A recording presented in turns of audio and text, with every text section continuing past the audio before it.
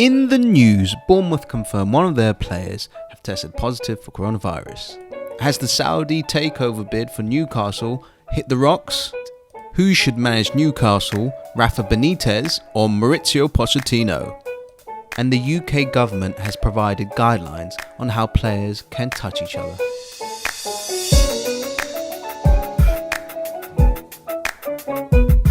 Welcome back to Fickle Sports. We are back with our football news roundup. And today we've got some good news. And the Premier League did another round of coronavirus testing, which came back with 2 people testing positive. And AFC Bournemouth have confirmed that one of their players has tested positive for coronavirus, but the person has remained anonymous and will self-isolate. Right. Can I ask you, just bear with me with this one. Can you put your conspiracy hat on for a second? For AFC Bournemouth? Just throw the hat on. Okay. Just quickly. So let's think conspiracy thoughts. Coronavirus isn't real. The Earth's flat. Mark Clattenburg isn't a massive Manchester United fan. Anything. Okay. Are you there? Yeah. All right then.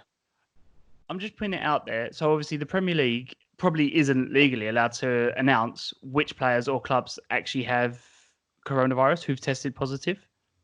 Yeah.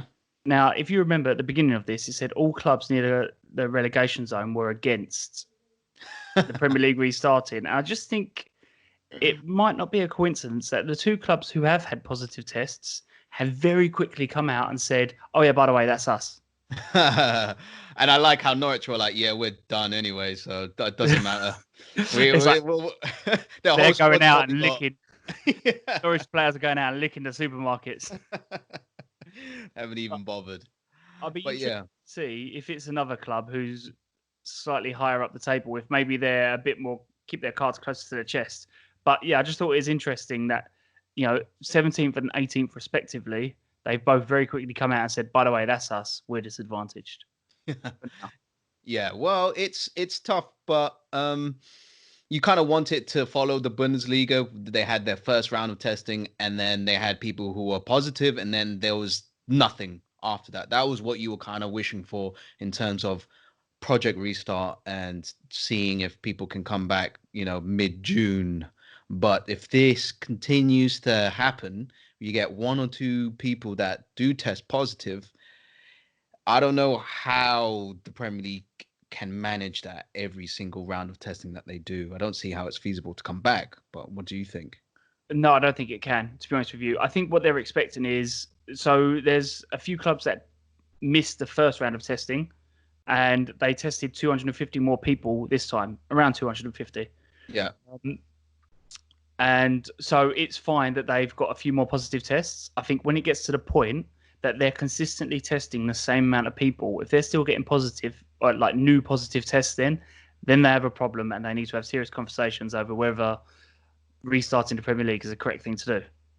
But I can imagine, can you imagine if they just went ahead with it and then every week you have someone self-isolating? So like the betting odds would like go from left to right. You wouldn't know what was happening. It'd be kind of exciting. So you don't know like a massive match, like Super Sunday.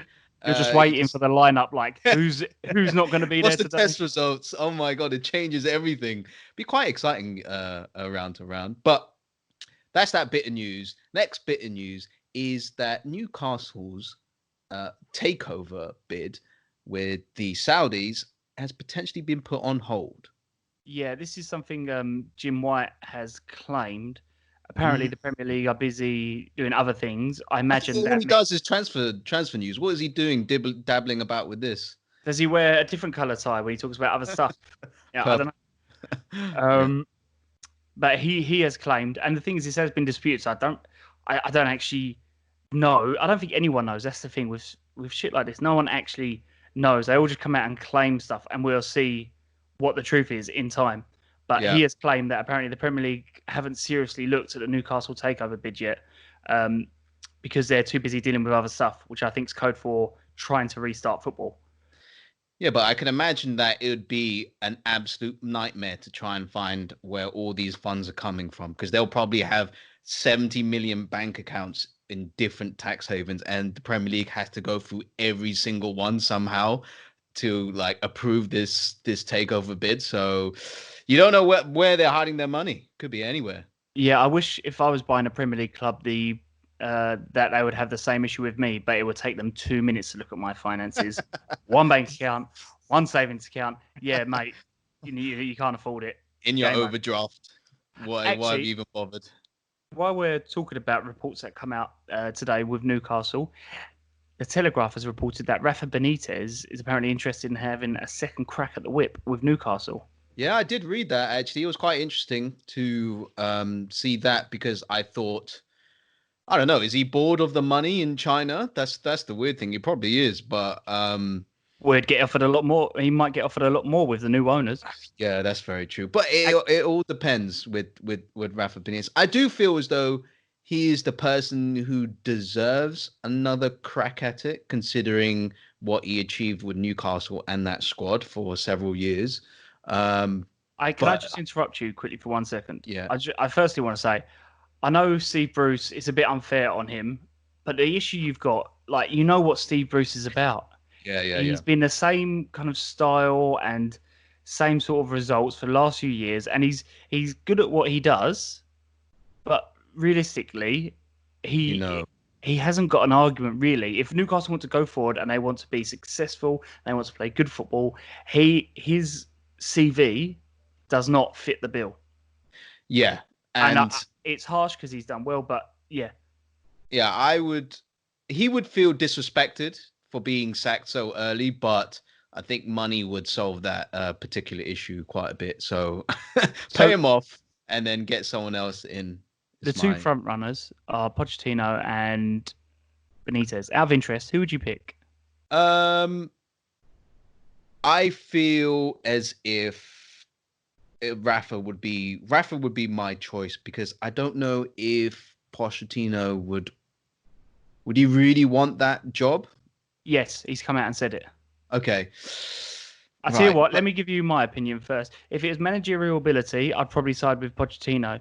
But Yeah. you know what? There is something so poetic about Rafa Benitez leaving because of the relationship, or therefore lack of, with him and Mike Ashley not having that much money. And there would be something so poetic about him coming back, having some investment into the team, and actually being successful with it.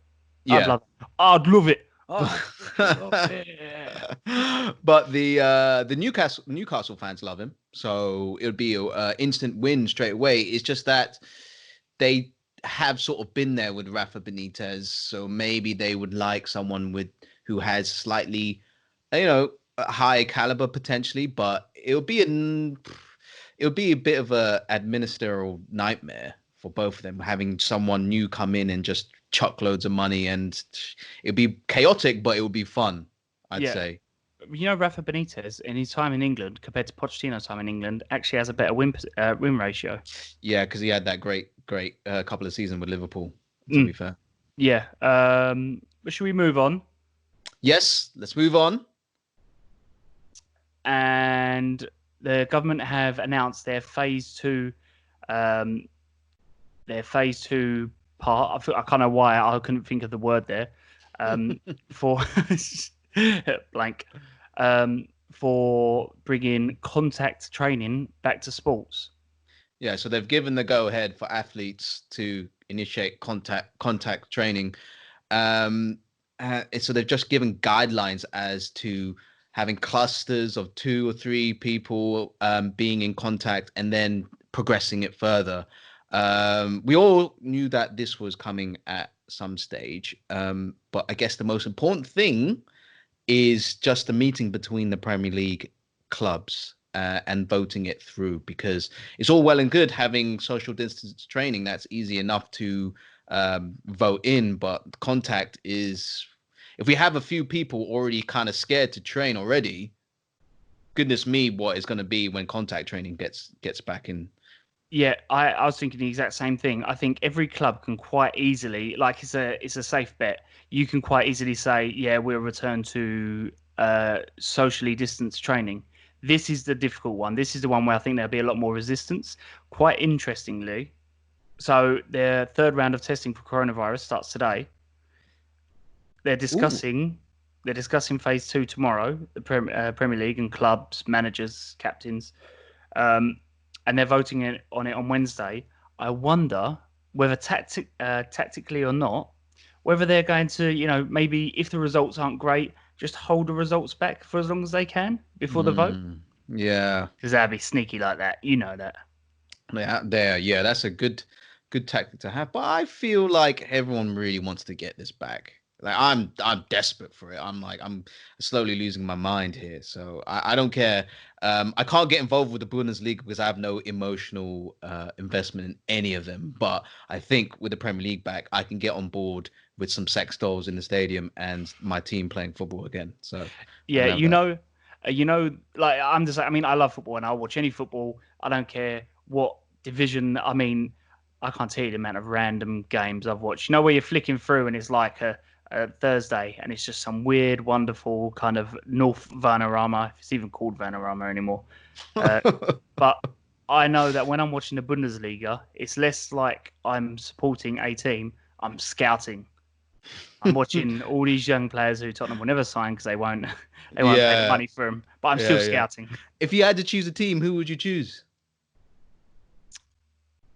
Schalke, because they need all the help they can get. They're on a Okay. terrible run of form, and so are Tottenham. So they're both blue and white. So they're probably. Yeah. Okay. That's a weird pick, but yeah. Oh, why go with Um, the glory? I see all these and they're always fans who like other teams. They're like, oh, I'm going to support Bayern. I'm going to support Dortmund. It's like, come on, mate, grow a backbone, yeah. support.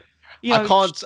I do. Dortmund are the cool team, but I can't support them because they have Hazard's brother, and he just looks like Hazard, and I just every time I see him, I despise him.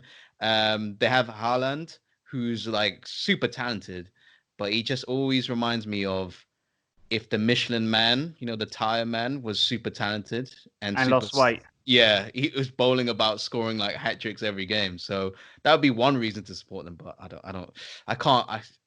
Maybe Leipzig would be a team that I'm rooting for this Well, season. everyone hates Leipzig. They're the MK Dons of Germany. Yeah, I don't care. I don't care. So they're privately owned. It Now doesn't matter. everyone hates you. So we're going to move on before the mob turn up outside your flat, which, if you stay listening, I will provide the address. Eh. Uh, it's kind of unfortunate you've said that because that's almost funnier. But so the funny story for today is Pochettino did a long interview where he spoke about being invited onto Joe Lewis's boat, having a chat with Daniel Levy. Wow. Yeah, it's quite an interesting read. And the thing is, Pochettino's one of the people. He is a class act, so he's always kind of It's quite honest as well. he is where he can be anyway. But what I quite enjoy is I'm going to tell you a quote, and it's quite funny how it's kind of how the mighty have fallen. And I'll tell you why is because he was talking about so when he was at Espanyol, he was being linked to the Real Madrid job, which at the time was Mourinho's job. And he said everything he did was Espanyol. Pochettino loves Espanyol. He said his kids like sleep in Espanyol pajamas. But when he arrived at the Madrid stadium, Mourinho was waiting for him with a bag with a very nice bottle of red wine and two kits for his kids. He said, that's for your kids to Quite wear nice. from now on. And he said at that time, he was thinking, one day I'm going to have your place at Real Madrid. And then Mourinho's taking his job at Tottenham. And I feel like, damn. Those roles were reversed. That somehow. And even worse, it's like both of them. They were up here. Pochettino was going to Madrid. Yeah. Mourinho was at Madrid.